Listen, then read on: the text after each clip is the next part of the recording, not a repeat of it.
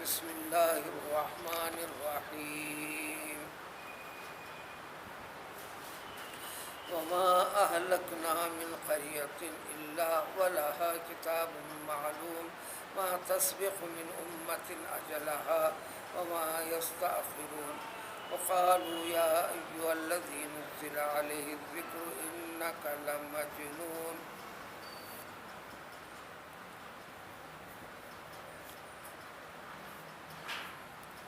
اللہ تعالیٰ کا کلام پاک یعنی فرمان خداوندی سارے انسانوں کے لیے، صرف مسلمان کے لیے نہیں۔ قرآن نازل ہوا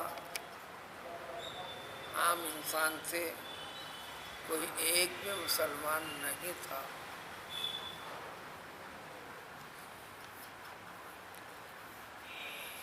کلام پاک میں توحید، طریق اسلام، پیام خداوندی جو کلام پاک کے ذریعے سے ہے، جس کی وضاحت تفصیل رسول اکرم صلی اللہ علیہ وسلم نے اپنے زبان مبارک سے اور خود کر بتلا کر جو صحابہ کو بھی تربیت دی، جتنے بھی ایمان لائے تھے۔ اور مکے والی زندگی 13 سال کی صرف انسان کی عقیدے کو، انسان کے فکر کو، انسان کے عام زندگی کے اندر سوچے جانے والی سوچ کو سدھارا گیا۔ قرآن کا سب سے بڑا حصہ وہی ہے۔ اس سدھار کے سلسلے میں جنہوں نے اللہ کے کلام پاک کی مخالفت کی، مانا نہیں، اللہ کے منتخب شدہ بندے پیغمبر علیہ الصلاۃ والسلام پر ایمان نہیں لایا، یقین نہیں کیا، ان کی باتوں کو نہیں سنا یا نہیں سنتا ہے، نہیں مانتا ہے، جو آج بھی ہے، ان کے لیے اللہ تعالیٰ کے عذاب، اللہ تعالیٰ کے غصہ، اللہ کا غضب ایسے بندوں پر ہوگا۔ اس کا ذکر اس کلام پاک کے ذریعے سے پیش کیا گیا، پیش کر رہا ہے قرآن۔ یہ پیام آج بھی ہے، جو کا تو ایسے ہے جیسے حقائق کو آگے پیچھے دیکھنے پر پتہ چلے گا۔ وہ آج کے اس زمانے کے انسان کو، اس وقت کی دنیا میں رہنے والے لوگوں کے لیے ہی کہا گیا ہے۔ ساتھ ہی ساتھ ایک پہلو یہ بھی ذکر کیا گیا، کئی نمونے سابقہ قوموں کے ذکر کرتا ہے قرآن کہ دیکھو نافرمانی کی انہوں نے، نافرمانی پر اللہ تعالیٰ کا ان کو مہلت دی گئی ایک طویل زمانے تک، پھر اس کے بعد پھر بھی نافرمانی کے پر اصرار کرتے ہوئے اپنے وہم گمان، رسم و رواج کی بنیاد کے اوپر دنیا کی زندگی میں منہمک رہے، آخرت کا خوف نہیں رکھا، تو انہیں کسی ایک قوم کو اللہ تعالیٰ نے زمین میں دھسا دیا، پوری قوم کو، کسی کو پانی میں غرق کر دیا، کسی کو مسخ کر دیا، انسانوں سے جانوروں میں تبدیل کیا، پھر 3 دن کے اندر ہلاک و برباد کیا، کسی کو خنزیر کی شکل میں، کسی کو بندر کی شکل میں۔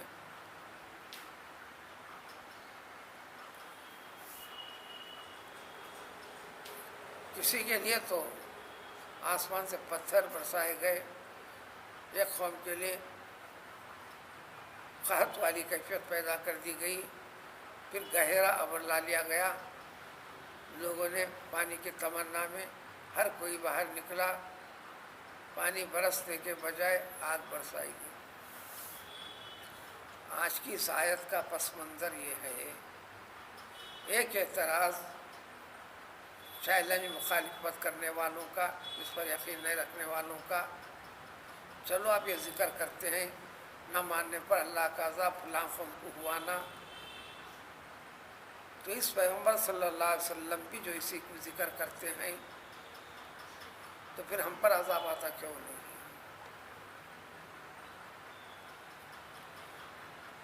بیسوں قسم کی نافرمانیاں، طرز زندگی غلط، دھوکہ، فریب، قتل و غارت گیری،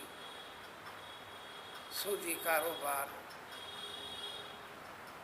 جو جو جمتا ہے دنیا کے طریقے کو یہی زندگی سمجھ کر آگے چلتا ہے.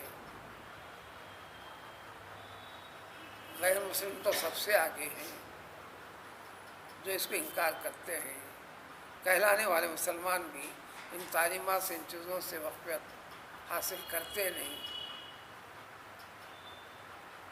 کبھی کبھار نماز پڑھ لیا یا صرف نماز پڑھ لیا, صرف روزہ رکھ لیا تو سمجھ گئے کہ سارا ایمان ہے. اس ایمان کا تعلق اپنی شخصی زندگی کے اندر اس سے کچھ لینا دینا نہیں ہے. یہ جیسا کا مظاہرہ چاہیے تو ہے کہ عذاب آ جائے فوراً, جیسے عذاب کی شکل ہوئی تو آتا کیوں نہیں؟ اس کا جواب آج کی آیت میں دیا گیا, وما اہلکنا من قریۃ الا ولہا کتاب معلوم. ہم نے اب تک بھی جتنے بستیوں کو ہلاک و برباد کیا ہے جس کی تفصیل تمہیں سنائی جاتی رہی ہے, قرآن کے اندر مذکور ہے. اس سورے کے اندر بھی چند نمونے اب آئیں گے اگلی آیاتوں میں.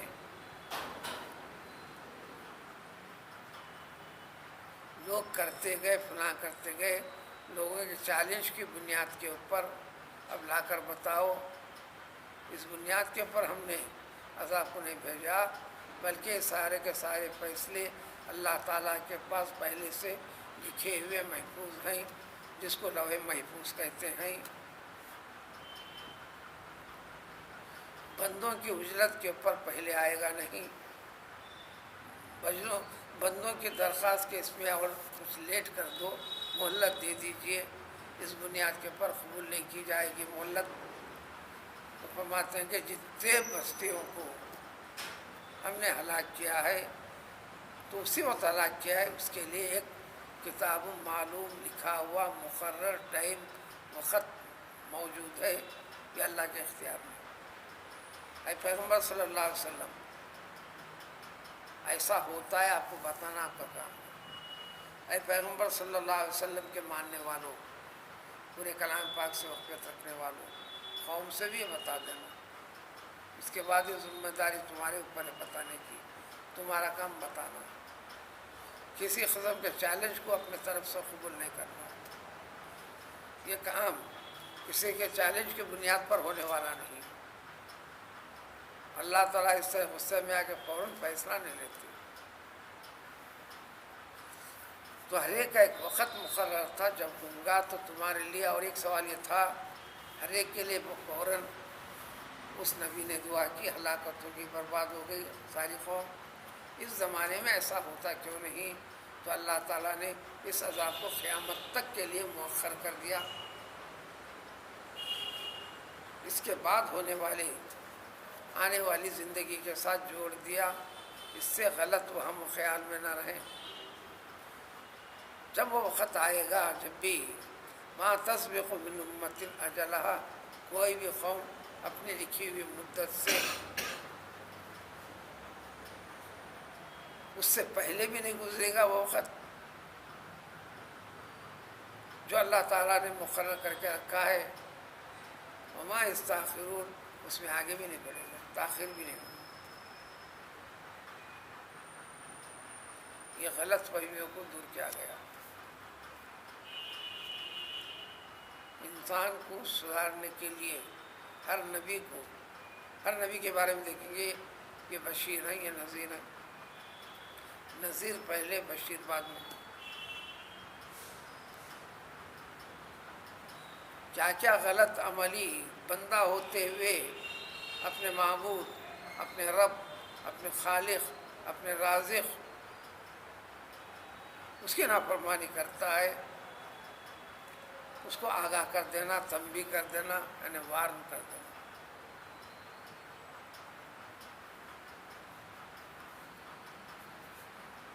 جس نے اس کو سمجھ لیا, اطاعت و فرمانبرداری کا راستہ اختیار کر لیا, پھر ان کے لیے آپ بشیر ہیں. ہر نبی بشیر و نذیرہ. تو پھر یہ سوال کیا, قالوا یا ایھا الذی نزل علیہ الذکر. ماننا تو ایک طرف کی بات رہی, مخالفت، عداوت، دشمنی، نفرت، ہر قسم کی چیز کرتے ہوئے آخر میں یہ چیزیں بتانے والے کو اور اس پر عمل پیرا رہنے والوں کو یہ کہہ دیا، سب سے پہلی بات کہ اس کو ہم اللہ کا کلام پاک نہیں مانتے کہ آپ پر نازل ہوا ہے۔ اگر یہ کہتے ہیں تو یہ دیوانی حرکت ہے، پاگل پن ہے۔ انک لمجنون، آپ مجنون، دیوانے اور پاگل ہیں۔ کیوں؟ اس لیے کہ نقد سودے کو چھوڑ کر ادھار سودے کی تعلیم دے رہے ہیں۔ جب آیا من میں ہم بتوں کے پاس ہاتھ جوڑ لیے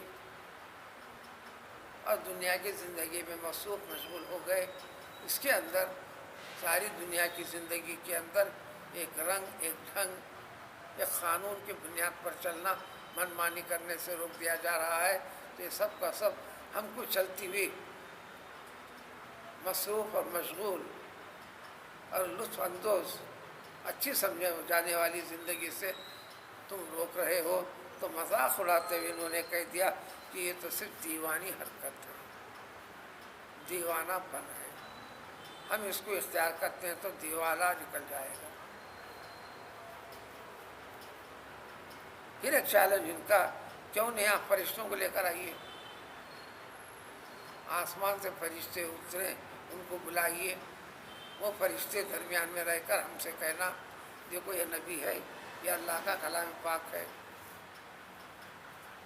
اگر واقعی تم سچے ہو۔ تو ارشاد ہوا کہ فرشتوں کو بھیجنا، عذاب کو بھیجنا، جو کچھ کرنا ہے یہ سب پیغمبر کا کام نہیں ہے، کہ پیغمبر کی نیابت کرنے والے یہ مسلمانوں کا کام نہیں ہے۔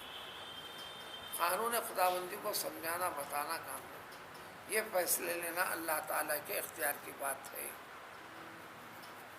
فرشتوں کو اللہ تعالیٰ بھیجتے نہیں، جب بھیجتے ہیں تو جب وہ چاہتے ہیں کسی چیز کو اس وقت حکم دے کر بھیجتے ہیں، اور جب آئیں گے فرشتے تو اللہ کا حکم ہوگا، ایسے نافرمانوں کے لیے اللہ کا عذاب لے کر آئیں گے۔ جب یہ کیفیت آ جائیں گی تو کسی کو بھی پل بھر کی بھی مہلت نہیں ملے گی۔ حضرت اسامہ بن زید، حضرت زید بن حارثہ رضی اللہ تعالیٰ عنہ، جو حضرت خدیجۃ الکبریٰ رضی اللہ تعالیٰ عنہ کے غلام تھے، خریدے ہوئے، انہوں نے پیغمبر صلی اللہ علیہ وسلم کو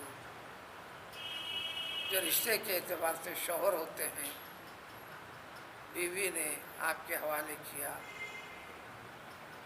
آپ نے ان کو آزاد کر کے اپنے ساتھ رکھا، شادی بھی کروائے گی وغیرہ۔ ان کے فرزند حضرت اسامہ بن زید، انہوں نے ایک مرتبہ یعنی خوف الہی کیسا کرنا ہے،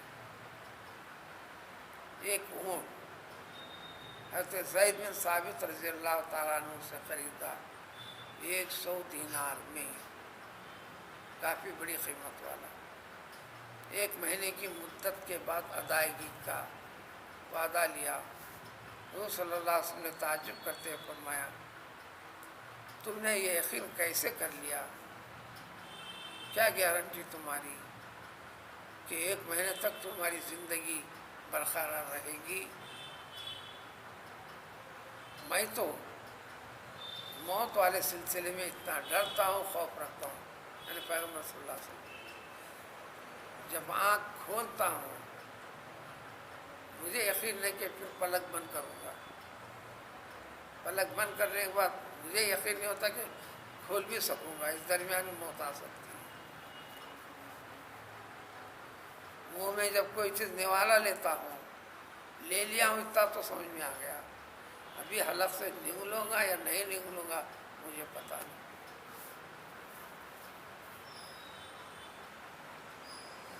اسی محلے کے ایک فرد، انہوں نے ناشتے میں انڈا کھانے کی ضد کی، انڈا منگایا گیا، ابالا گیا، ابلنے کے بعد انڈا لیا، کافی لہیم شہیم تھے، میوے کے کاروبار کرتے تھے۔ آدھا انڈا منہ میں ڈال کر کترا نگلی بخیا آدھا انڈا لینے کے لیے ہونٹ تک لائے، اسی وقت آنن فانن، نہ تڑپے نہ کچھ کیا، روح پرواز ہو گئی۔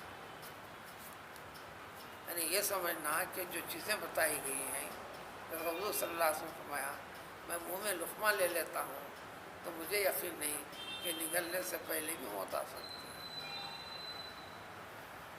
یہ نگلنے سے پہلے موت کا کئی نمونے بھی ہیں۔ تو لہٰذا یہاں فرمایا کہ جب اللہ تعالیٰ کی طرف سے فرشتے آتے ہیں تو عذاب لے کر یا روح قبض کرنے کے لیے، تو اس وقت تمہارے لیے پل بھر کی بھی مہلت نہیں دی جائے گی۔ تو اس قسم کے مسخرے اور مذاق والی چیزیں، الٹے اور غلط سلط چیلنجز مت کرو اللہ رب العزت کے بارے میں۔ اب رہا کہ نبی سے مطالبہ کرنا، یہ نبی کے اختیار کی بات نہیں۔ اب آگے بڑھتے ہیں، مسلمان سے ڈیمانڈ کرنا یہ ان کے اختیار کی بات نہیں۔ وما علیک الا البلاغ۔ تو لہذا عام مسلمان کے لیے بھی چاہے کسی بھی قسم کا ہو، تم استقامت کے پر دین کے ساتھ قائم رہو۔ اتنے زمانے سے ہوتے جا رہا، اس کا کوئی رد عمل نہیں ہو رہا، تو اللہ تعالیٰ فرماتے ہیں کہ ہر چیز کا ایک وقت مقرر ہے، تم دین والے معاملے میں سدھرو اور سدھار پیدا کرتے چلو، تمہارے رب کے وعدے غلط نہیں ہیں۔ ہاں البتہ اتنی بات ہے وَإِمَّا نُرِيَنَّكَ بَعْضَ الَّذِي أَوْ نَتَوَفَّيَنَّكَ، یہ ممکن ہے، ہو سکتا ہے، لیکن ٹائم ہم نہیں بتاتے۔ تم زندہ رہو گے، اپنی زندگی میں دیکھ سکو گے ان مخالفین کے انجام کو، تمہیں ہم بتا دیں گے۔ یہ بھی ہوگا کہ تم انتظار کرتے ہوئے مر جاؤ گے، تمہاری نسل بھی مر سکتی، مر جاؤ گے، لیکن یہ وعدے خداوندی پورا ہو کر رہے گا، بعد میں ہو کر رہے گا، یعنی جو وقت مقرر ہے۔ لہذا فرشتوں کو بھیجو، یہ کر کے بھیجو، اور یہ سارے کے سارے قرآن میں دو چیزیں ہیں۔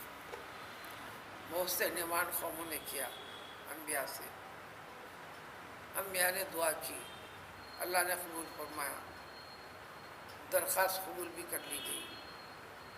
چنانچہ بنی اسرائیل عیسیٰ علیہ السلام کے خوف عجیب مطالبہ کی، آسمان سے تیار گرما گرم دسترخوان اترنا، ہم سب دیکھتے رہیں گے جمع ہو کر، اترتا ہوا پھر ہمارے سامنے موجود ہونا، ہم اس کو کھائیں گے۔